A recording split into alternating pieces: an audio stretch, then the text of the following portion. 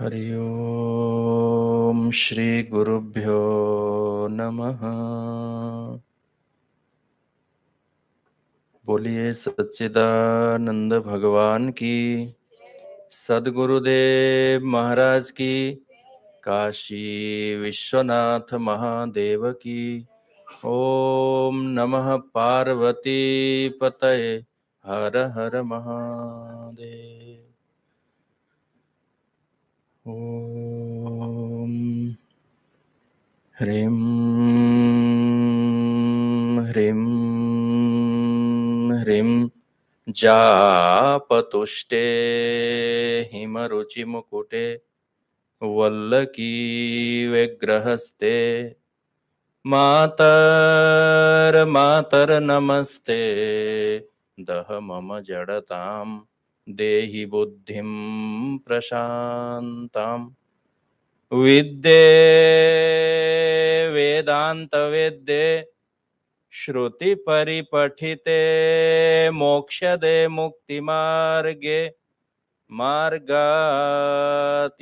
स्वरूपे भव मम वरदा शारदे शुभ्रहारे शारदे शुभ्रहारे।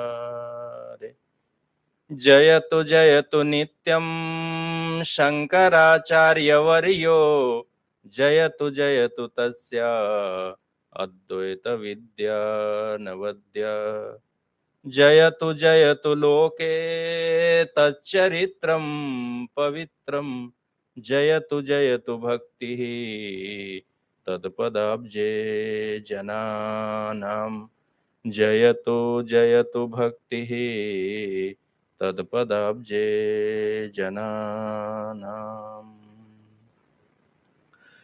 असंख्य कल्याण गुणगण निलय आनंद कंद चिन्मूर्ति सच्चिदानंद परमात्मा की अहेतु की कृपा से पुनः एक बार फिर से ऋषि गुरु आचार्यों की पावन परंपरा में मनुष्य जीवन का श्रेष्ठतम लाभ जिसको शास्त्र श्रवण कहा गया, उस पावन निमित्त से इस दैया गीता चिंतन माला के अंतर्गत प्रतिदिन की भांति आप हम सबको उपस्थित होने का सौभाग्य प्राप्त हुआ है।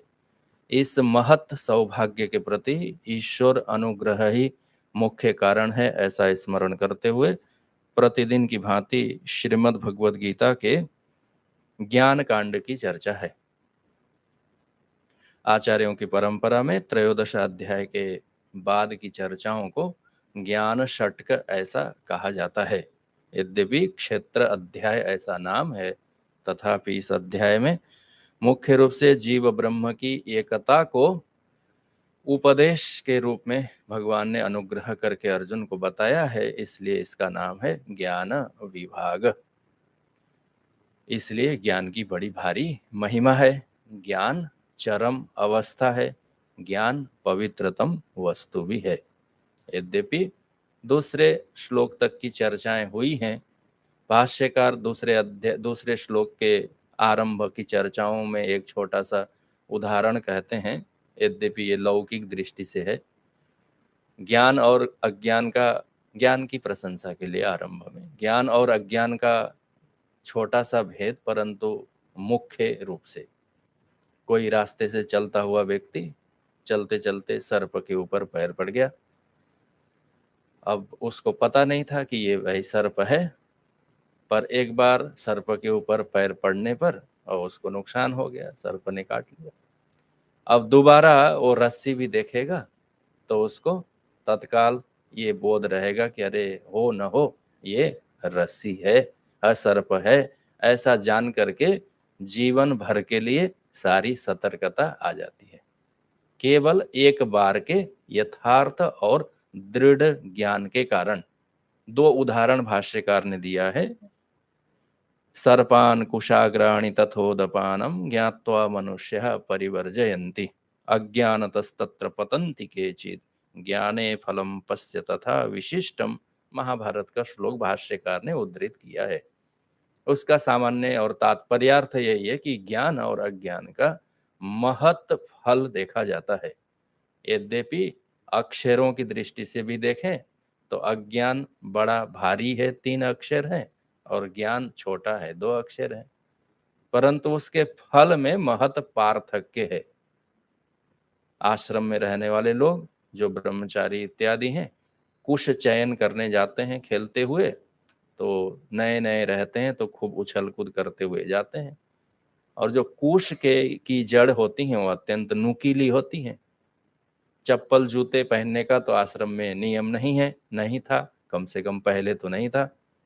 खाली पांव रास्ते में कुश चयन के लिए चलता हुआ एक बालक, जब वो देख लेता है कि अरे ये तो कुश के ऊपर मेरा पैर पड़ गया और कुश के जो भी नुकीले जड़ हैं वो चुभ गए, इसलिए उसके बाद वो धोखा खाने के बाद अथवा ज्ञान होने के बाद कि इस मार्ग से चलते समय कुश की जड़ों से नुकीले कोने से बच करके चलना है, तब उसको गुरु वापस आने पर ज्ञान होने के बाद नाम रखते हैं कुशल।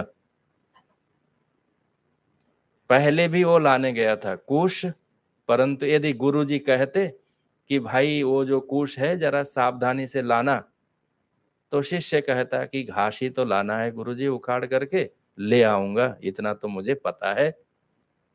पर जब वो एक बार उसके पैरों में चुभ जाता है, तब दोबारा गुरुजी के नहीं बोलने पर भी स्वयं अत्यंत कुशल होकर के सतर्कता पूर्वक चलता है। इतना ही अंतर है ज्ञान और अज्ञान में। एक बार दृढ़ ज्ञान हो जाने के अनंतर, और भी दो तीन उदाहरण यहाँ भाष्यकार ने उस श्लोक के माध्यम से दिया है। जैसे तालाब है, सरोवर है, नाली है, रास्ता है, तथोदपाने ने ऐसा उदाहरण दिया है। चलने वाला व्यक्ति एक बार ठोकर खा करके जिस स्थान से वो चोट पाया हुआ रहता है, उस स्थान में चलते हुए, उस मार्ग में चलते हुए वो अत्यंत सतर्क होकर के चलता है अथवा व्यवहार करता है। क्यों? क्योंकि उसको ज्ञान हो गया है। उसको आपकी और हमारी भाषा में बोलते हैं, दूध का जला छाछ भी फूंक करके पीता है। ये हिंदी में कहावत है। वो भी वैसे ही बालक था, दूध पी रहा था, देखा दूध है, गिलास में भर करके आया, झट उठा के मुंह में लगाया तो दूध गर्म था, इसलिए उसका जीभ और होंठ जल गए। ये तो रात्रि की बात थी, भोजन के बाद दूध पीने की। और सुबह हो गया तो माता पिता ने उसको छाछ पिलाया, गिलास में छाछ रख दिया कि भाई ये सुबह दोपहर को छाछ पी जाती है। छाछ का अर्थ हुआ मट्ठा। तो छाछ तो गर्म करके नहीं पी जाती है, वो तो बल्कि फ्रिज में रख के ठंडा करके पिया जाता है।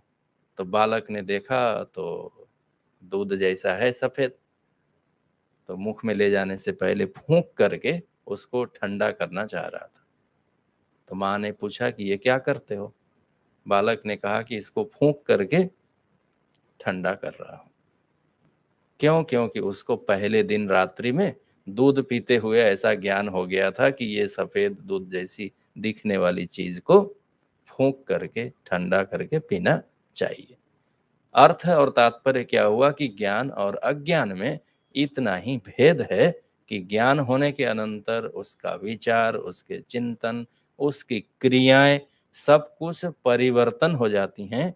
और अज्ञान की दशा की क्रियाएं, अज्ञान के कर्म, अज्ञान का व्यवहार, अज्ञान के बोल अथवा अज्ञान का जो संपूर्ण यत्किंचित है, उसमें महत और भारी पार्थक्य रहता है।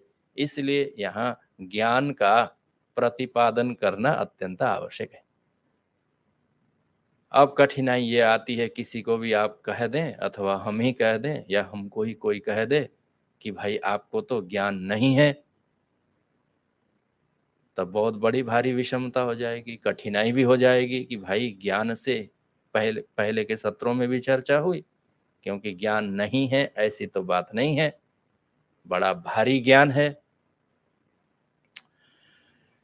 तो इसलिए शास्त्रों को विशेष रूप से कथन करना पड़ता है कि जिसका ज्ञान होना आवश्यक है, क्या उसका ज्ञान है?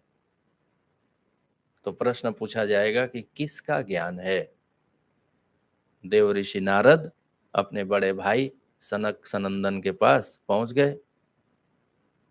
उन्होंने ये सुना था कि तरति शोक आत्मवित्, तरति शोकम आत्मवित्, शोकम तरति। शोक संताप को कौन तर जाता है? आत्मविद। आत्मज्ञानी व्यक्ति को किसी भी प्रकार से शोक संताप होते नहीं है, आत्मज्ञानी को। और नारद ने जाकर के प्रश्न पूछा कि मैं तो शोक और दुख में गोते लगाता रहता हूं, अत्यंत शोक संतप्त होकर के गए थे। उपनिषद की ही बातें हैं। तो नारद जी को सनंदन इत्यादि ऋषियों ने ये पूछा कि आप भाई, आपको क्या क्या ज्ञान है? तो नारद जी ने ऋग्वेद से लेकर के जितने भी ज्ञान होते हैं, उन सारे ज्ञानों का एक एक नाम लेकर के कथन किया। भूगोल, खगोल, नक्षत्र, ग्रह, तारा, ज्योतिष, ये सब उन्होंने नाम लिया है। आयुर्वेद, धनुर्वेद, आकाश में उड़ना, क्षीर सागर में प्रवेश करना, पत्थरों के पर्वतों को भी लांग करके उस पार निकल जाना। देवर्षि नारद हैं, क्या ज्ञान नहीं है उनके पास? सब ज्ञान है, परंतु शोक संतप्त हैं। तब उन्होंने अनुग्रह करके ब्रह्म विद्या अर्थात आत्मोपदेश किया। ज्ञान तो सभी प्राणियों में, पशु पक्षियों की बात पहले के सत्रों में हो चुकी है। पशु पक्षियों का बड़ा भारी ज्ञान रहता है, मनुष्यों का भी ज्ञान अथाह रहता है। ऋषि मुनियों का ज्ञान, देव ऋषि नारद का उदाहरण इसलिए दिया गया कि वो देवताओं के ऋषि हैं, भगवान तक उनका साक्षात आवागमन है। आकाश में उड़ने की विद्या तक वो रखते हैं, मन के समान गमन करने वाले हैं। बहुतों का उन्होंने कल्याण किया है, दर्शन दे करके सतमार्ग दिखाया है। उनके ज्ञान में न्यूनता हो, ऐसी बात तो नहीं कथन की जा सकती। परंतु वो अपने भाइयों के पास जाकर के कहे कि आप प्रसन्न हैं और मैं दुखी हूं। ये कठिनाई आ गई, तो कुछ छुपा करके आप रखे होंगे, तभी तो उसके कारण आप प्रसन्न हैं, जो वस्तु मेरे पास नहीं है। उपदेष्टा क्या कहेगा कि तुम में ज्ञान नहीं है? तत्काल इन्होंने कहा मुझ में बड़ा भारी ज्ञान है, वेद जानता हूँ, शास्त्र जानता हूँ, पुराण जानता हूँ, इतिहास जानता हूँ, सब जानते हैं, परंतु शोक दूर हो गया क्या? बोले शोक तो दूर नहीं हुआ। तो इसलिए सबको जान करके भी शोक की निवृत्ति नहीं होती। जानना अर्थात ज्ञान, ज्ञान तो है। अब ये तो देवऋषि नारद की बात थी। अब प्रमाता अर्थात जिसको आत्मोपदेश श्रवण करना है, आत्मा को मापना है, अथवा आत्मा को विषय करना है, या आत्मा की प्राप्ति करनी है, ऐसे व्यक्ति को भी यदि आप और हम पूछें, बताओ क्या क्या आता है, क्या जानते हो, तो वो भी अपना कुछ न कुछ बताएगा। अब कठिनाई आत्मोपदेश करने वालों को ये आती है कि भाई सब कुछ जानते हो तो अपने आप को भी जानते ही होगे। तो देखेगा, वो आपको ही प्रश्न करेगा कि संसार में कैसा, कौन सा ऐसा व्यक्ति है जो स्वयं को न जानता होगा। स्वयं के ज्ञान पूर्वक तभी तो अन्य को जानेंगे कि नहीं। स्वयं का तो ज्ञान सतत है ही। तो स्वयं का ज्ञान अर्थात आत्मा, स्वयं का ज्ञान होने पर भी सामान्य रूप से आपका और हमारा शोक मोह और संसार बाध नहीं हुआ है। अब बड़ी भारी कठिनाई यहाँ है। तो इसलिए सांख्य सिद्धांतों ने विचार किया, ये तुम्हारे बस की बात नहीं है। जब प्रकृति प्रसन्न होगी अर्थात समय आएगा, तो तुमको पुरुष तुमने जान लिया सारे क्षेत्र का, और अपने आप को अलग पृथक भी जान लिया, अपने को जानते ही हो। शोक मोह है तो तुम चुपचाप रहो, काले न समय के साथ प्रकृति प्रसन्न होकर के तुमको भोग मोक्ष और अपवर्ग प्रदान करके वो आनंद में पहुंचाएगी। उससे तुम्हारी धन्यता और कृतकृत्यता होगी। परंतु भगवान अर्जुन को इतने में ही नहीं छोड़ना चाहते। वो इस प्रकार का विशेष ज्ञान प्रदान करना चाहते हैं, जिस ज्ञान से अर्जुन के सहित जिन जिन लोगों को यह ज्ञान प्राप्त होगा, उन सब का शोक और मोह सदैव के लिए निवृत्त और तिरोहित हो जाए। तो कौन सी ऐसी वस्तु है जिसका ज्ञान करना है? तो इस प्रसंग में नाम दिया, क्षेत्र का ज्ञान करना है। और क्षेत्रज्ञ का ज्ञान करना है, और क्षेत्र और क्षेत्रज्ञ की वास्तविक अवस्था का ज्ञान करना है। और विशेष ज्ञान किसका करना है? जो क्षेत्रज्ञ है वो कोई नाना और पृथक नहीं है, क्षेत्रज्ञ एक है, ये ज्ञान करना है। क्षेत्रज्ञम चापि माम विद्धि सर्व क्षेत्रेषु। क्षेत्र संपूर्ण चराचर में जहां जहां भी इदंतया जिसको कहा जाता है, उन उन क्षेत्रों में एक ही अद्वितीय क्षेत्रज्ञ अर्थात क्षेत्र को जानने वाला हो सकता है। ऐसा जानना, जान लिए चलो ये भी भगवान संपूर्ण क्षेत्रों में क्षेत्रज्ञ के रूप में रहते हैं, परंतु उसके बाद वाला ज्ञान भी आवश्यक है। इसलिए कि जो सर्व क्षेत्र में क्षेत्रज्ञ है, जिसको भगवान ने अहम शब्द के द्वारा कथन किया, वही अहम आत्मा ही सकल क्षेत्र का क्षेत्रज्ञ है। इस अर्थ में एक ही कोई चेतन हो सकता है, अथवा है दो चेतन नहीं हो सकते, वही एक चेतन ही सर्व क्षेत्रों में व्याप्त है।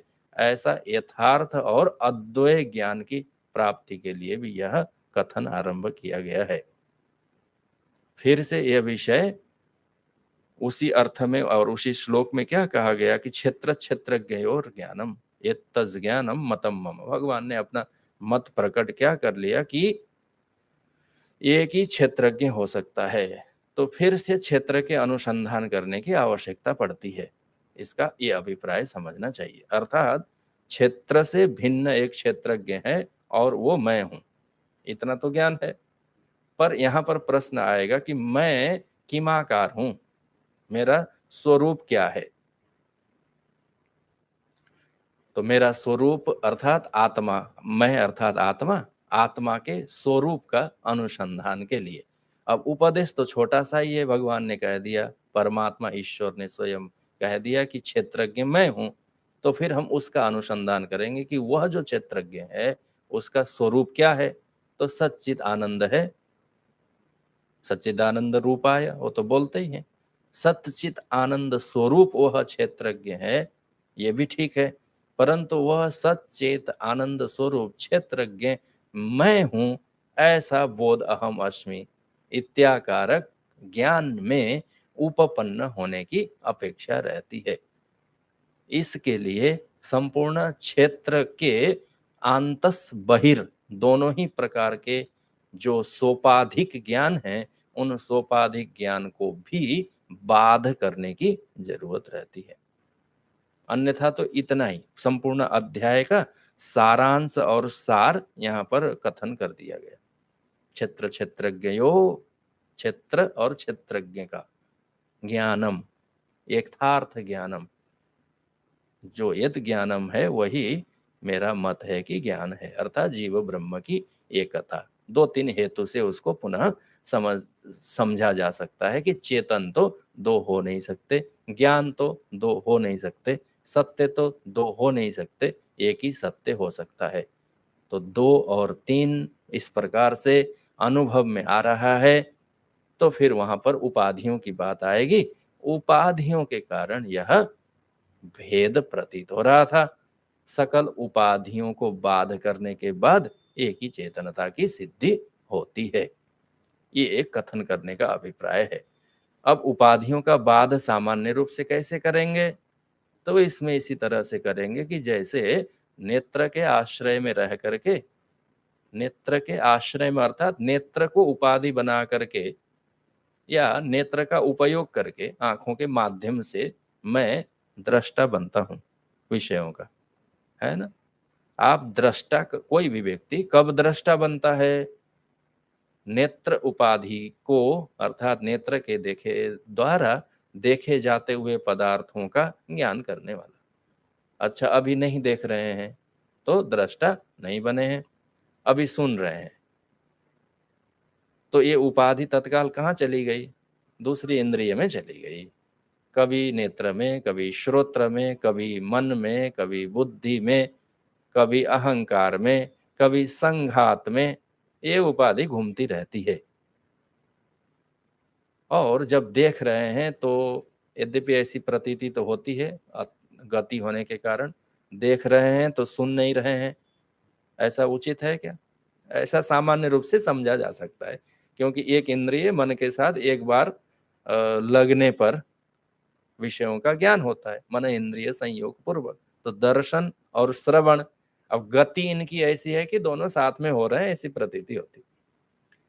तो उसमें मन के गति की भी महात्म्य नहीं है, उसमें आत्मा की गति, मनसो जवीय, आत्मा की गति की बात है ना। ये जो क्षेत्रज्ञ बैठा हुआ है वह जब मन उपाधि वाला हो जाता है तो तत्काल मनन भी कर लेता है, झट से नेत्र खोल करके नेत्र उपाधि वाला हो जाता है, दृष्टा, घ्राता, विज्ञाता, मनता, जो जो भी बनना है, इसी एक देखते हुए कोई अलग व्यक्ति, सुनते हुए कोई अलग व्यक्ति, खाते हुए कोई अलग व्यक्ति, दूसरे कोई ज्ञान हो रहा है, ऐसा तो नहीं। तो जब एक क्षेत्र में इस प्रकार से है, तो ये सारी व्यवस्था सभी क्षेत्रों में समान रूप से है, होनी चाहिए। अर्थात लक्षण क्या बनेगा? लक्षण वही आत्मा बनेगा, एक ही लक्षण बनेगा, इसमें भी, उसमें भी, उसमें भी।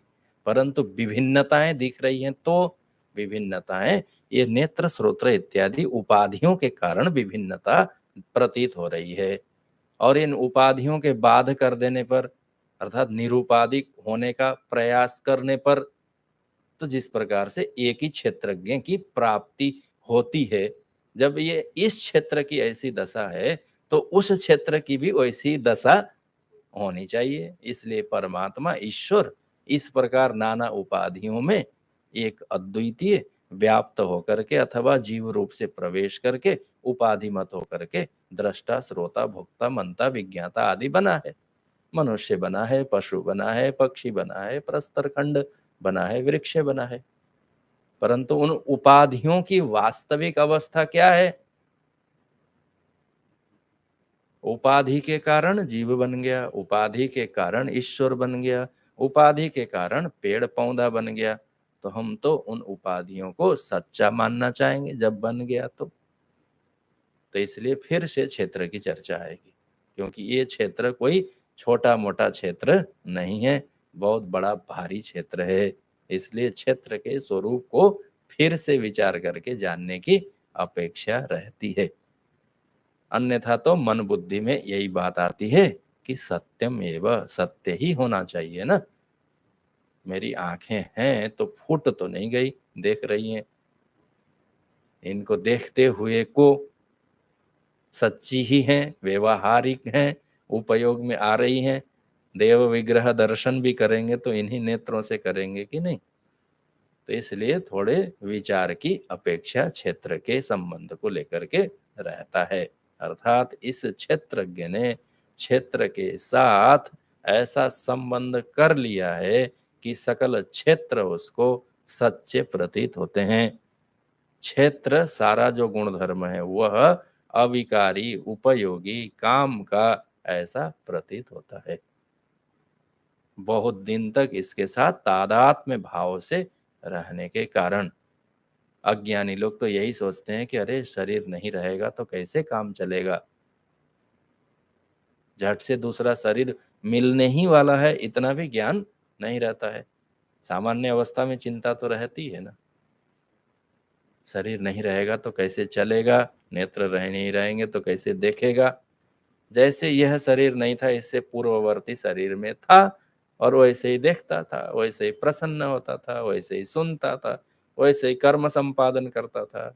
क्षेत्र के काम करने में इसको किसी भी प्रकार से किसी भी शरीर में कोई बाधा नहीं है।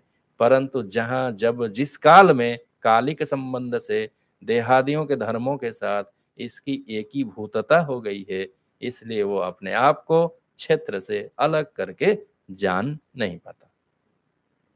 और तो और अज्ञान की ऐसी महिमा, क्षेत्र के कार्यों को अपना ही कार्य भी समझ लेता है।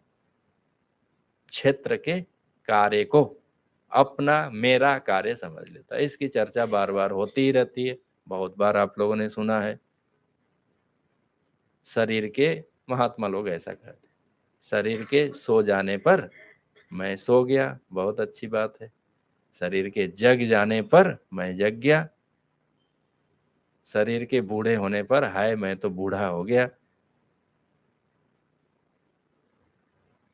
ये कितनी सहजता और सरलता से होती हैं, स्वाभाविक प्रतीत होती हैं। इसमें कोई ऐसी भी बात नहीं लगती है कि ये कोई गलत दृष्टि भी है, क्योंकि इसी से सारा व्यवहार चल रहा है। ये तादात्म्य के लिए पुराणों में एक बहुत विस्तार वाली आख्यायिका है, पर उसको संक्षेप में चाहे तो आप लोग श्रवण कर सकते हैं। भागवत पुराण में एक आख्यायिका आती है पुरंजन की, है ना? बहुत बार आप लोगों ने उसको सुना है, बहुत विस्तार है उसमें। एक मित्र है अभिज्ञात, एक है पुरंजन। दो लोग घूमने के लिए निकले, ऊपर से पहाड़ों के मस्तक से उतरे, संसार में आ गए। आए तो घूमने लगे, फिर यह जो पुरंजन था उसने देखा, अरे ये तो बहुत अच्छी नगरी है, शहर है, नवद्वारे पुरे देही। तो उस नगर में इसने प्रवेश किया। दूसरे ने मना किया था, बोला इस नगर में घूमने जाओगे तो भटक जाओगे, मत जाओ।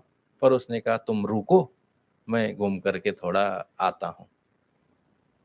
आख्यायिका बहुत विस्तार से है, पर वह सामान्य रूप से वहां ये कहा गया कि गया तो उसका विवाह हो गया, वहीं पर विवाह हो गया, राजमहल में चला गया, राजा बन गया। फिर उसकी रानी से उसका बहुत ही प्रेम हो गया। फिर ऐसा से आसक्त हो गया कि धीरे धीरे वो रानी सोती थी तो ये अपना सोना समझ लेता था, सोता नहीं था। वो खाती थी तो इसको लगता था कि मैं अब खा लिया, मुझे खाने की जरूरत नहीं है। उसके किए गए कर्मों से इसको बड़ी भारी तृप्ति होती थी और सोचता था कि बस ये तो मैंने ही कर लिया। वो रोती थी तो ये भी बैठ करके रोना शुरू कर देता था। वो चलती थी तो पीछे पीछे चलता था। ये सारी चीजें लिखी हुई हैं शब्दशः महर्षि भगवान वेद व्यास के। रोने पर रोना, खाने पर खाना, चलने पर चलना, रुकने पर रुक जाना। जैसा जैसा जैसा वो करती थी, वैसा वैसा वैसा ही ये भी करता था।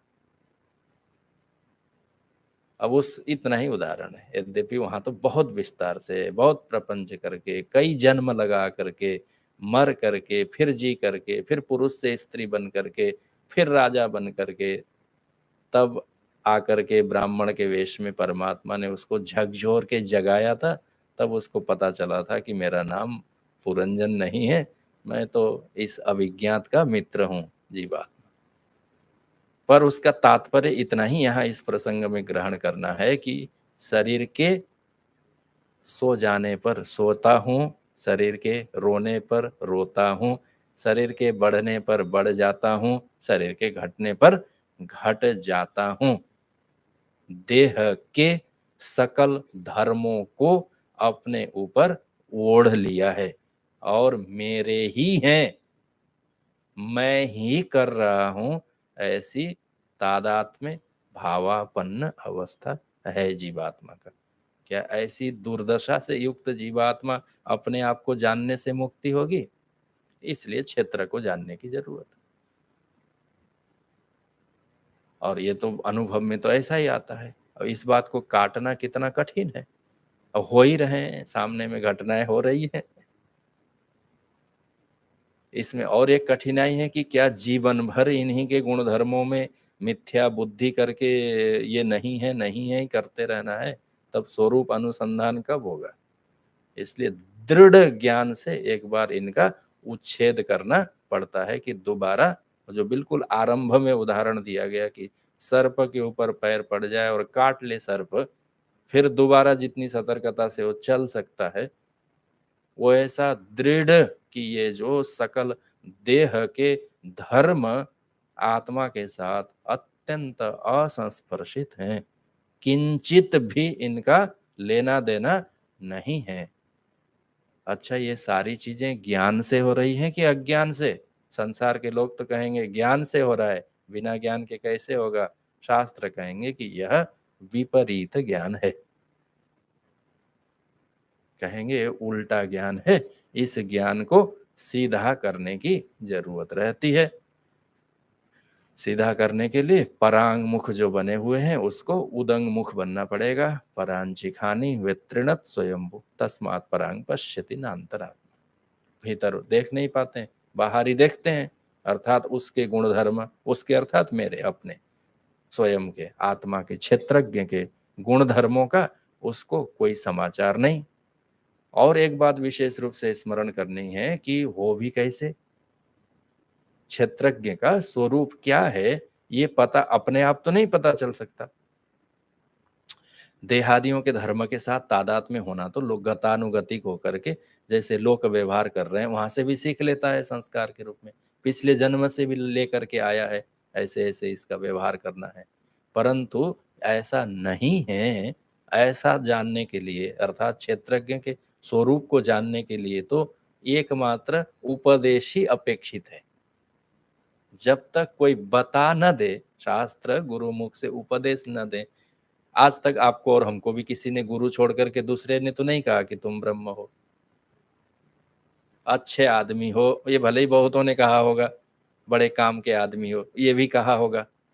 किस चीज को लेकर के कहते हैं? अच्छा बहुत पहलवान है आप, हाँ ये भी कहा होगा। परंतु किसी ने ये तो नहीं कहा कि भाई आप तो ब्रह्म हैं, देवता हैं, आप चेतन हैं, ऐसा किसी ने नहीं कहा। किसी के भी बस की बात सच में नहीं है। वो शास्त्रिक गम्य है, गुरुपदेश से ही होने वाली चीज है। इसलिए भगवान यहाँ उपदेश देते हैं अर्जुन को। संसार से इस प्रकार के उपदेश की अपेक्षा नहीं है, उनके लिए यह अशक्य है। दूसरे प्रमाण से भी ज्ञात होने वाला होता, कर्म करते करते यदि हो जाता, उपासना करते करते हो जाता, त्याग से हो जाता, अथवा वैराग्य से भी हो जाता। त्याग, वैराग्य, कर्म, उपासना आदि कोई भी चीज ज्ञानोत्पत्ति में अर्थात आत्मज्ञान की उत्पत्ति में प्रमाण प्रत्यक्ष कारक नहीं है। केवल और केवल उपदेश ही, या तो यही उपदेश क्षेत्र क्षेत्रज्ञ और ज्ञानम एतज्ज्ञानम मतम मम, या तो ज्ञेयम एतत् प्रवक्ष्यामि एस ज्ञात्वा अमृतम अश्नुते, या तत्त्वमसि इत्यादि अयम आत्मा ब्रह्म, ये जो महावाक्य हैं श्रुति के उद्घोष हैं, इनको शब्दों में आरूढ़ करा करके चिंतन मनन विचार के द्वारा जो विपरीत ज्ञान है उसके बाद पूर्वक सजातीय ज्ञान उत्पन्न करके उसी का निरंतर अनुसंधान करने की बात है। इसलिए इन सकल क्षेत्र और क्षत्रिय धर्मों को बाध करके ही स्वयंभू आत्मा में वह उपस्थित हो सकता है। कहाँ उत्पन्न करना है? तो जहां से यह अज्ञान आरंभ हुआ है वहीं मूल में प्रहार करना है, मूल में प्रहार करना है। इसलिए अंतःकरण में उपाधि मत होकर के यह जो बैठा हुआ है, देखने सुनने और समझने वाला, इसी ज्ञान के लिए पुनः भगवान आगे क्षेत्र की चर्चा करेंगे। क्षेत्र की चर्चा फिर से इसलिए नहीं है कि क्षेत्र बहुत अच्छा है, क्षेत्र विस्तार है, क्षेत्र ग्रहणीय रूप में प्रतीत होता है। यद्यपि क्षेत्र जड़ होने के कारण आपको और हमको बांध करके रखने में समर्थ तो नहीं है, परंतु उपाधि होने से उपाधियों के साथ होकर के यह शक्तिमत हो गया है, इसलिए बांधा हुआ सा प्रतीत होता है। जड़ चेतन को बांध ले ऐसा संभव नहीं, परंतु अज्ञान में तो हो ही सकता है, उपाधि के कारण तो हो ही सकता है, परिस्थिति बदल जाए तो हो ही सकता है कि बंधन में पड़ जाए। इसलिए अज्ञानकृत बंधन है। फिर से चर्चा आई ज्ञान और अज्ञान की, तो इसलिए क्षेत्र का ज्ञान करना फिर से आवश्यक है। श्लोक संख्या 3 से फिर से क्षेत्र की बात है। अनुसंधान किसका है? क्षेत्रज्ञ का। कितने क्षेत्रज्ञ हैं? सभी शरीर में प्रतीत भिन्न होने पर भी किसी निमित्त से भिन्न है, परंतु है तो एक ही है। कैसे? इसी कैसे के अनुसंधान के लिए यह विषय यहाँ है। श्लोक संख्या 3 और 4 की हम लोग यहाँ थोड़े से विचार करते हैं, क्यों ऐसा है, क्यों फिर से क्षेत्र की चर्चा करना चाहते हैं।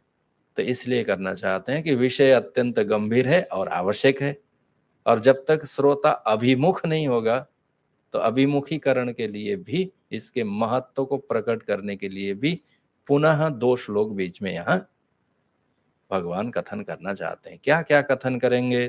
तत्क्षेत्रम यच्च यादृक् च यद्विकारी यतश्च यत् स च यो यत् प्रभावश्च तत्समासेन मे शृणु। ऋषिभिर्बहुधा गीतं छन्दोभिर्विविधैः पृथक् ब्रह्मसूत्रपदैश्चैव हेतुमद्भिर्विनिश्चितैः। इस इन दो श्लोकों के द्वारा भगवान फिर से प्रतिपाद्य विषय का अर्जुन के लिए कथन करते हैं। महाभूतान्य अहंकारो, यहाँ से फिर से क्षेत्र की चर्चा है, परंतु उस क्षेत्र के कुछ विशेषताओं को, तत्क्षेत्रम अर्थात कौन सा क्षेत्र है, यही जो पहले से इतनी चर्चा बार बार हो रही है क्षेत्र की। केवल इस भगवत गीता में इदम शरीरम कौन्तेय क्षेत्रमित्य विधीयते इतना ही क्षेत्र नहीं है। ये तो भगवान ने अनुग्रह करके, अर्जुन सामने में थे इसलिए उनको बता दिया कि ये क्षेत्र है, परंतु क्षेत्रम का अर्थ हुआ इदम तया प्रतीयमान। इदम अर्थात यह, जहां भी किसी भी कोने में, किसी भी अवस्था में, किसी भी जगह, किसी भी काल में खड़े होकर के यदि आप जिसको यह है, यह ऐसा कह सकते हैं, वो सब क्षेत्र है। यह पुस्तक है, यह घट है, यह मठ है, यह पट है, बाहर की चीजें।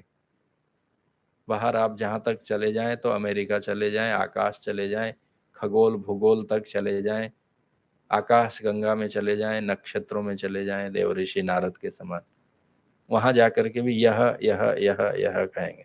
देखिए, आत्मविज्ञान अलग प्रकार का है।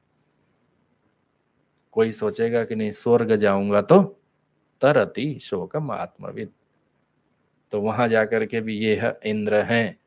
देवताओं के निषेध के लिए नहीं, उनकी अपनी महिमा है, पर यह इंद्र हैं, ये वरुण हैं, ये कुबेर हैं, ये ब्रह्मा जी हैं, ये लोक है, ये आकाश गंगा हैं, यह कथन किया जा रहा है, पर उसको भी प्रतिपादन करने में मुख्य तात्पर्य नहीं है। तत्क्षेत्रम, उस क्षेत्र की यहाँ संग्रह से कथन करना चाहते हैं। यत तत्, वह यह जो, कौन सा है, तो यहाँ भी आप विचार करके देख लें कि यह हाथ है, यह पैर है, यह शरीर है, यह मन है, भीतर चले जाएं तो यह कहते ही वह क्षेत्रम हो गया। संकल्प, विकल्प इत्यादियों की खेती हो रही है वहां। मेरे संकल्प, यह संकल्प मेरा उदित हो गया। अच्छा, आप देख रहे हैं, यही बात हुई। विकल्प, निश्चय, सुख दुख, चेतना आदि सारी चीजें अभी क्षेत्र के विकार के रूप में आने वाले हैं। तत्क्षेत्रम, यत तत्क्षेत्रम जो है, यादृक अर्थात जैसा है। जैसा है का अर्थ यहाँ क्या करेंगे, जैसा है, इसको बढ़ा और घटा करके नहीं बताएंगे, क्योंकि बढ़ाना घटाने में हमारा तात्पर्य नहीं है। जैसा क्षेत्र है वैसा ही यादृक। तो आप और हम कहेंगे बहुत अच्छा है, संसार की प्रशंसा करो। कर्म करने वाला भी यही कहेगा, तीर्थ है। आकाश गंगा क्या कम है? यहीं गंगा में डुबकी नहीं लगा सकते, आकाश गंगा चले गए, वहां डुबकी लगा करके पुण्य प्राप्त करना क्या अच्छी बात नहीं है? तो क्षेत्र का निषेध करना कठिन है। जिसको अत्यंत वैराग्य है वही पुण्य पापात्मक खेती करने से विरत रहेगा, तभी तो वो क्षेत्र का निषेध कर पाएगा। किंचित भी बचा हुआ है तो वह क्षेत्र का निषेध नहीं कर सकता। एक क्षेत्र का निषेध कर भी ले तो दूसरा क्षेत्र उसके लिए अच्छा और शोभनीय प्रतीत हो। यहाँ अच्छा नहीं लग रहा है, चलो हरिद्वार में तो अच्छा होगा। क्षेत्रम, क्षेत्र है, तीर्थ है, गंगा है, किनारा है, ध्यान लगाऊंगा वहां जाकर के। यहाँ तो आपके हमारे में मच्छर नहीं है, गंगा किनारे आप बैठ करके ध्यान लगाने जाएं तो 1 मिनट बैठ पाए वही बहुत बड़ी बात है। निंदा के लिए नहीं है, परंतु वहां की परिस्थिति वैसे ही है। मच्छर मक्खी आकर के ही आपको 1-2 मिनट में उठा देंगे वहां से। तब आप कहेंगे इससे अच्छा तो आधा घंटा 1 घंटा घर में ही ध्यान लगता था, यहाँ तो लगाना संभव नहीं है। क्षेत्रम, क्षेत्र हुआ। तो जहां जहां भी यादृक जैसा है, कैसा है, तो भगवान का फिर से वचन स्मरण कर लें, यह क्षेत्र न रूपमस्येह तथोपलभ्यते नान्तो न चादेर न च संप्रतिष्ठा इदम क्षेत्रम, यही क्षेत्र है। जैसा आप और हम सोचते हैं, न तथा अस्य रूपम उपलभ्यते, वैसा तो बिल्कुल भी नहीं है। चाहे किसी भी व्यक्ति के बारे में विचार कर लें, वस्तु के बारे में विचार कर लें, थोड़ी देर के लिए वैसी अवस्था में हो तो भी आपका हमारा मित्र ही बदल गया 10 साल में। बाहर के व्यक्ति भी बदल रहे हैं, वस्तु भी बदल रहे हैं, परिस्थितियां भी बदल रही हैं। न तथा रूपम अस्य उपलभ्यते, पर हम तो सोचे थे जैसा भी है थोड़ा बहुत सुख देने वाला है, परंतु परिणाम में उसके लिए बड़ा भारी मूल्य चुकाना पड़ा और अंततो गत्वा जाते जाते दुख दे गया। न तथा अस्य रूपम, वैसा रूप उपलब्ध होता नहीं है। हम तो सोचे थे सत्यम बहुत दिन तक रहेगा, पर ये तो बदल गया। तो जिसमें बदलाव है, जिसमें परिवर्तन है, रूप तो है पर वैसा रूप नहीं है जैसा अज्ञानी अथवा आकांक्षा से युक्त व्यक्ति चाहता है। पर है तो बदलाव वाला भी है, सही है। तो शास्त्र कहेंगे कि अच्छा है तो पूर्व पश्चिम उत्तर दक्षिण ऊपर नीचे आकाश पाताल, इसका कोई अंत है? पकड़ भी लें कोई चीज क्षेत्र को अच्छा जान करके तो कितना पकड़ लेंगे, कितने देर तक के लिए पकड़ लेंगे। तो इसलिए महात्माओं ने कहा कि क्षेत्र पकड़ना बंदर के द्वारा कुछ फल पकड़ने के बराबर है। आप लोगों ने खेती देखी है कभी या नहीं, परंतु भुट्टे की खेती बंदर को बहुत अच्छा लगता है, मक्के की खेती। और खेती में यदि बंदर घुस जाए तो वो देखेगा अरे ये तो हमारा प्रिय चीज है, तो एक को तोड़ लेता है। थोड़ा चख करके पहले तो फेंकेगा, फिर कोई उधर से आवाज देगा कि अरे ये बंदर सब तोड़ रहा है, भगाने का प्रयास करेगा। तो जाते जाते सोचेगा कि एक तोड़ लूं, और तोड़ लिया, एक हाथ भर गया। फिर दूसरा हाथ तोड़ेगा, दूसरा तोड़ेगा, दोनों हाथ भर गए। अब चिंता हो गई कि पूरी खेती यहाँ बाकी है और फल आए दो हाथ में, तो एक ऐसे किनारे में दबा लेता है। दबाया, उसके बाद एक हाथ खाली हो गया, तोड़ने गया तो इधर दबाया वाला गिर गया। ऐसे भी जो वृंदावन आदि में बंदरों को केले आदि खिलाते हैं, उनकी भी ऐसी ही दशा होती है। लोग तो आजकल उसका वीडियो सब बना करके डालते हैं। ऐसे एक केला दिए, एक हाथ ने पकड़ा, दूसरा दिए, दूसरे हाथ ने पकड़ा, और तीसरा भी लेकर के खड़ा है। अब वो बंदर कैसे उसको पकड़ेगा, तो ऐसे दबा लेता है। फिर देने जाएगा, ज्यों ही हाथ ऊंचा करेगा तो दबाया हुआ गिर जाएगा। कितना भी प्रयास करे बंदर, दो से ज्यादा फल संग्रह नहीं कर सकता, क्योंकि पकड़ने के लिए दो ही उसके हाथ हैं। महात्माओं ने कहा कि ऐसे ही संसार के प्राणियों की भी अवस्था है। इनको भी यदि संपूर्ण संसार वसुधा पकड़ाए तो यही सुख और दुख, यही दो फल पकड़ सकते हैं। तीसरे किसी फल की न इस संसार में उत्पत्ति होती है, न इनका अनुसंधान और ज्ञान है। तीसरा फल ऐसे हाथों से पकड़ा नहीं जाता। संसार वृक्षे न तथा अस्य रूपम उपलभ्यते, जो सुख दुखात्मक फल लगने वाला है, यहाँ भी वैसा ही है, वहां भी वैसा ही है, अन्यत्र भी वैसा ही है। सुख दुख, सुख दुख, एक हाथ में सुख, सुख को छोड़ करके दुख पकड़ने जाएगा और चाहेगा दुख, सुख मिल गया, सुख को रखना चाहेगा तो कहाँ रखेगा। तो ऐसी अवस्था है संसार में। अज्ञानी जीवात्मा की अवस्था बंदर की उपमा के समान है। तो क्षेत्रम, क्षेत्र में अच्छे अच्छे फल भुट्टे के समान लगे हैं, प्रतीत होते हैं, अच्छे भी हैं, परंतु ग्रहण भी कर पाएगा तो कितना ग्रहण कर पाएगा। तो वो सोचेगा दो हाथ से तो नहीं पकड़े जा रहे हैं, चार हाथ वाला हो जाऊं चतुर्भुज, ठीक है, सहस्र नेत्र वाला हो जाऊं इंद्र, चार पांच मुख वाला हो जाऊं हिरण्यगर्भ ब्रह्मा जी। बन सकता है, कर्मों से वहां तक भी गति है, परंतु क्या दो चार छ सौ हजार इतने हाथों से पकड़ा जा सकेगा? क्षेत्रम, वो भी फल क्षेत्र संबंधी होंगे। तत्क्षेत्रम यच्च यादृक् च, जैसा है और उसमें विकार है।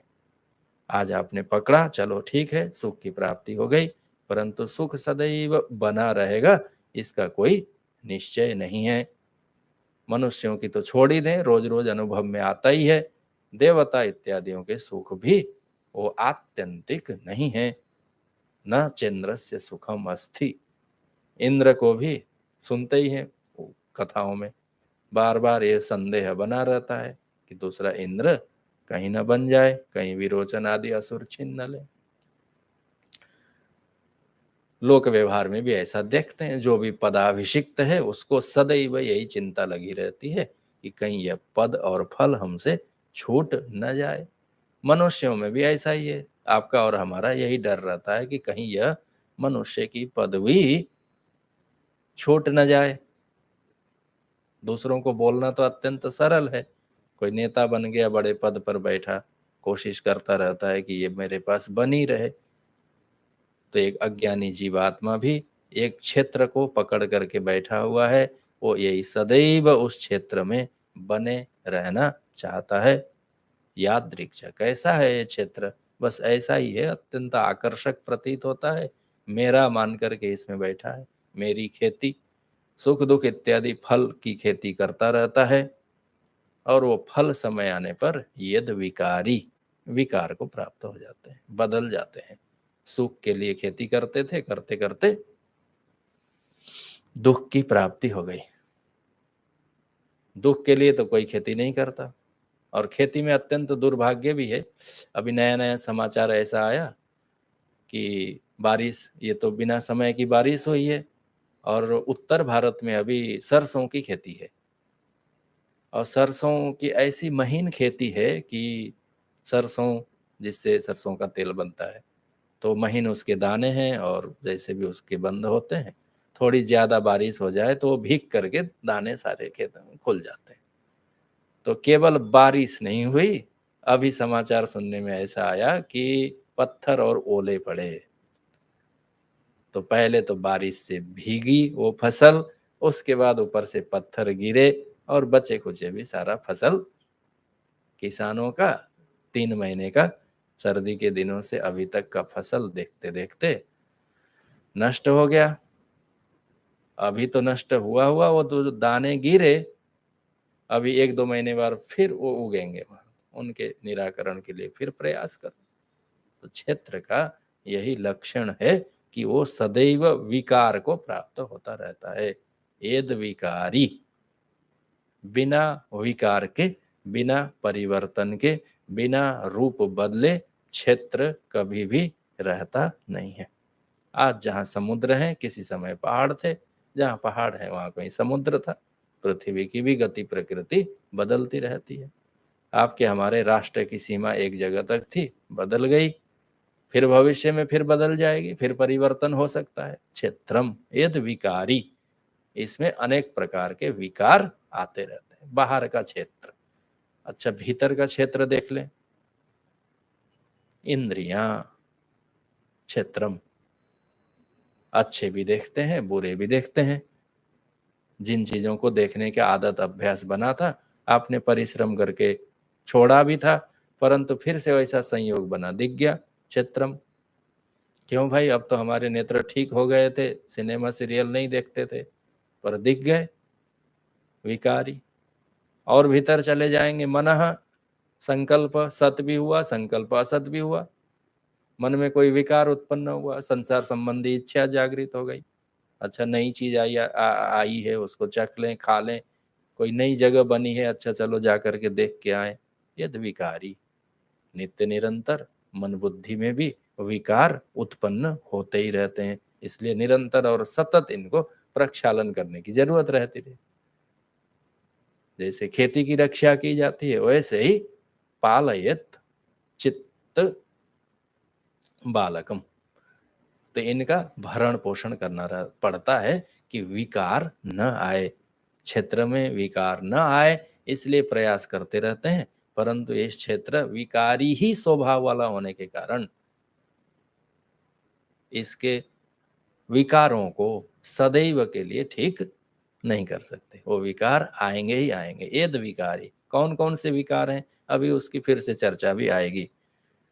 ये तो क्षेत्र की बात हो गई, परंतु इस क्षेत्र का तादात्म्य करके क्षेत्रज्ञ में बड़ा भारी सामर्थ्य आ जाता है। इसलिए स क्षेत्रज्ञ सच यो यत प्रभावश्च तत्समासेन में शृणु। स अर्थात वो क्षेत्रज्ञ, क्योंकि दोनों की बात करनी है। क्षेत्र जैसा है, जिस विकार से युक्त है, जहां से आया है, जिस निमित्त से आया है, अथवा जिस निमित्त से है, जिस प्रयोजन से है, उस प्रयोजन को भी तो जानना पड़ेगा ना कि क्षेत्र का काम क्या है। क्या सुख दुख की खेती करने के लिए ही यह क्षेत्र प्राप्त हुआ? क्या देहादियों का जो धारण है वो संसार के पद पदार्थ और क्षेत्र आहरण करने के लिए है, कि इसका अन्य भी कोई प्रयोजन है? तो उपदेश से प्राप्त होगा कि भाई मनुष्य जीवन का क्या, अर्थात इस क्षेत्र का क्या उपयोग है, वो भी यहाँ कथन करना अभिप्रेत है। और इस क्षेत्र के साथ संबंध होकर के सच यो यद प्रभावश्च तत्समासेन में शृणु।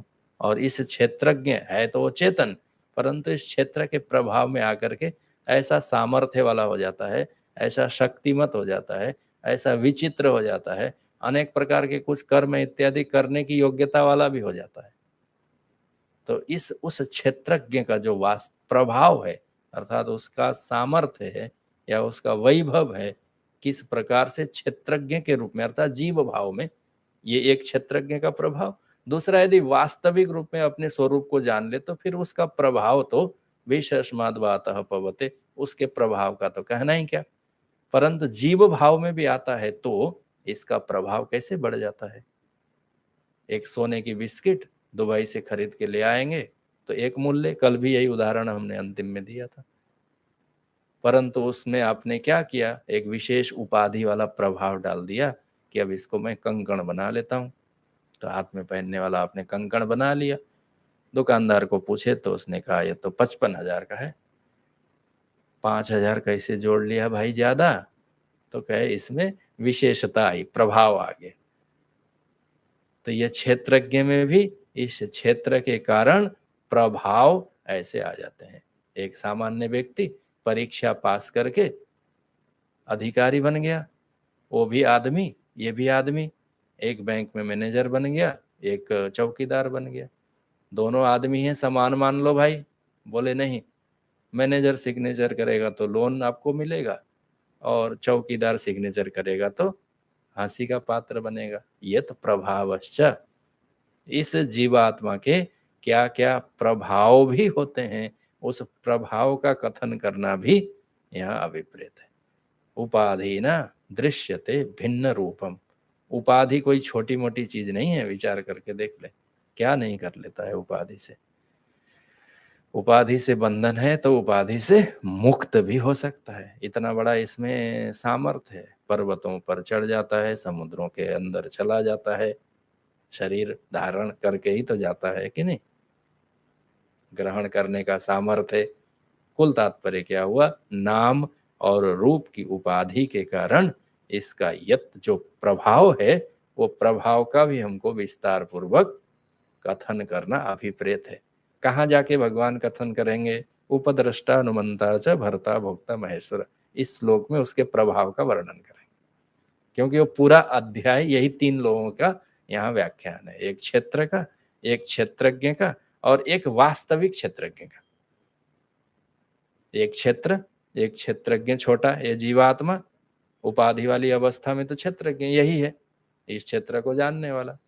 पर यहाँ पर कठिनाई ये है कि भगवान ने कहा मैं क्षेत्रज्ञ हूं, तो जैसे तैसे भी करके, अर्थात उपदेश से, यत्न से, अभ्यास से, चिंतन से, युक्ति से, प्रमाण से, मुख्य रूप से प्रमाण वृत्ति से, प्रमाण से इस क्षेत्रज्ञ का यत प्रभाव, जो प्रभाव है उसको प्रकट करना भी यहाँ अभिप्रेत है।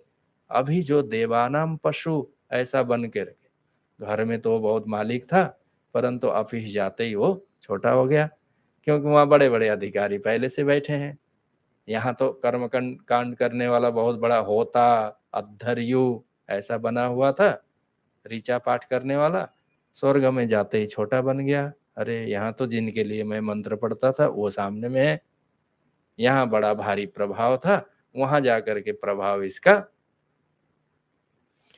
छोटा हो गया यत प्रभावश्च, इसका जो वास्तविक प्रभाव है, जब जानेगा कि अरे जिसके लिए हम आहुति देते थे वो तो मेरे ही कारण शक्ति इत्यादि से संपन्न थे, परंतु मेरा वास्तविक वैभव तो क्या है, जब अपने स्वरूप में प्रकट होगा तो उसी अधिष्ठान ब्रह्म में ये संपूर्ण प्रकाशित पल्लवित और विस्तार को प्राप्त हुए हैं, ऐसा ज्ञान होगा।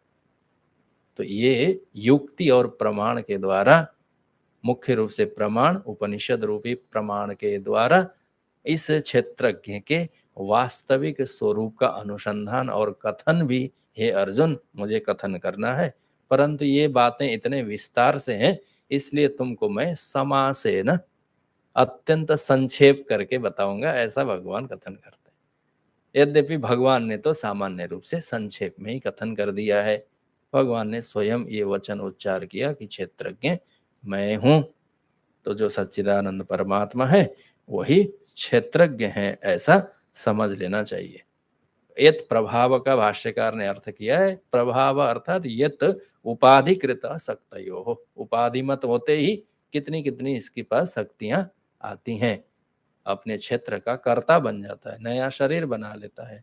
यहाँ कर्म करके नया शरीर तो बना सकता है ना, निर्माण करेगा, प्राण इत्यादियों का संवाहक बनेगा, जो अभी उठा नहीं सकता कोई संसार के पद पदार्थ, परंतु सारे संस्कार, सारे कर्म, उनके फल, उनकी वासनाएं, प्राण, अंतःकरण, सारी सृष्टि लेकर के आतिवाहिक के रूप में जाता है। इसके सामर्थ्य का कोई गति अगति की भी बात नहीं है। अभी मनुष्य में आ गया, फिर हाथी घोड़े में चला गया, पेड़ पौधे में चला गया, देवता बन गया, ऋषि बन गया। इसके प्रभाव की कोई छोटी मोटी व्याख्या तो नहीं है। यत प्रभाव अत्यंत श्रेष्ठ प्रभाव है।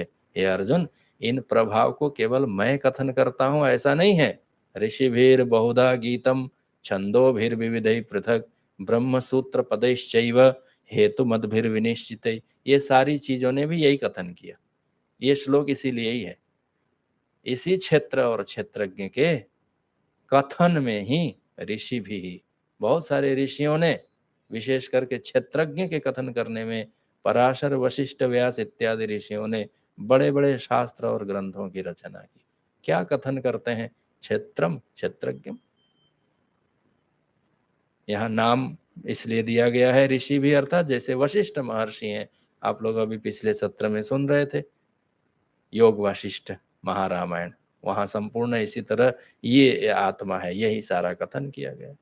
बहुधा अनेक प्रकार से, जैसे समझ में आना संभव है ऐसा बहुत प्रकारम गीतम, अच्छी प्रकार से इस क्षेत्रज्ञ के सामर्थ्य का गान किया है। और तो और वेद शास्त्र में भी, छंदो भी, वेद शास्त्र के द्वारा भी विविधई भिन्न भिन्न प्रकार से, कभी यजमान बना करके, कभी होता अद्धर्यु बना करके, कभी उद्गाता बना करके, जो भी उसमें पद है, इतना करके किसकी चर्चा हो रही है? यही क्षेत्रज्ञ की उपाधि वाले की और उसके कर्मों की। ये करेगा तो ये फल मिलेगा, इतने दिन में मिलेगा, इससे ये वैभव की प्राप्ति होगी, ये स्वराज्य मिलेगा, ये साम्राज्य मिलेगा, ये वैभव विभूति मिलेगी। ये संपूर्ण क्षेत्र और क्षेत्रज्ञ की व्यवस्थाओं का कथन साक्षात वेद भगवान भी करते हैं, इसलिए इसका ऐसा महात्म्य है। और तो और ब्रह्म सूत्र पदेश्चैव, ब्रह्म सूत्र इत्यादियों के द्वारा भी यही तीन चीजों का निर्णय किया जाता है, क्षेत्रम क्षेत्रज्ञम और क्षेत्रज्ञ के वास्तविक स्वरूप का, जो ब्रह्म ही है, जीवो ब्रह्मैव नापर। इतनी ही बात के यथार्थ बुद्धि में स्मरण के लिए यह कथन किया गया है। ब्रह्म सूत्र पदैश्चैव हेतु मद्भिर विनिश्चित, हेतु मद कहते हैं युक्तियों को, ऐसी युक्ति जो अकाट्य होकर के बोध उत्पन्न करा दे। तो यहाँ छंद का नाम अर्थात वेद का लिया, ऋषियों का नाम लिया, और ब्रह्म सूत्र का लिया अर्थात तीनों प्रस्थान से, श्रौत प्रस्थान, स्मार्त प्रस्थान और सूत्र प्रस्थान, ये तीनों से केवल अद्वय ब्रह्म स्वरूप में पहुंचने का कथन करते हैं। आत्म आत्म आत्मा इति एव उपासित, ऐसा कह करके वेद में इसी क्षेत्रज्ञ आत्मा के वास्तविक स्वरूप का कथन किया गया है। जब स्वरूप पता चल जाएगा तब वो हम क्षेत्रज्ञ ऐसा कथन नहीं करेगा। तब वो अपनी अनुभूति अहम ब्रह्मास्मि इत्याकारक रूप में, जो सत्यम ज्ञानम अनंतम ब्रह्म ये भी है, सच्चित आनंद स्वरूप भी है, एकम अद्वितीयम भी है, और वही सत है, इसके प्रतिपादन के लिए यहाँ यह विषय है। बाकी चर्चाएं हम लोग अब फिर से आगे के सत्रों में यथा योग्य गतिमति और समय के साथ फिर से प्रयास करेंगे। आज के सत्र को हम लोग, यदि कोई दैनिक कार्यक्रम है तो उन कार्यक्रमों के साथ विश्राम देंगे। ऋषिभिर बहुधा गीतम छंदोभिर्विविधैः पृथक् ब्रह्मसूत्र पदैश्चैव हेतुमद्भिर्विनिश्चितैः।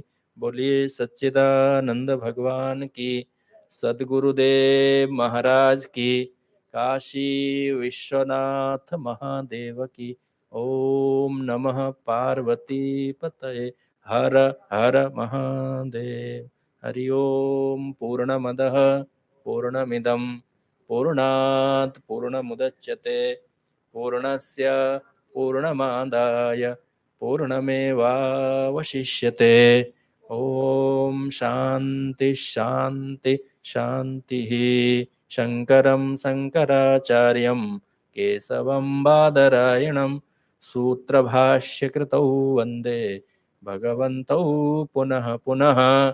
ईश्वरो गुरुरात्मेति मूर्तिभेद विभागिने व्योमवत् व्याप्तदेहाय दक्षिणामूर्तये नमः।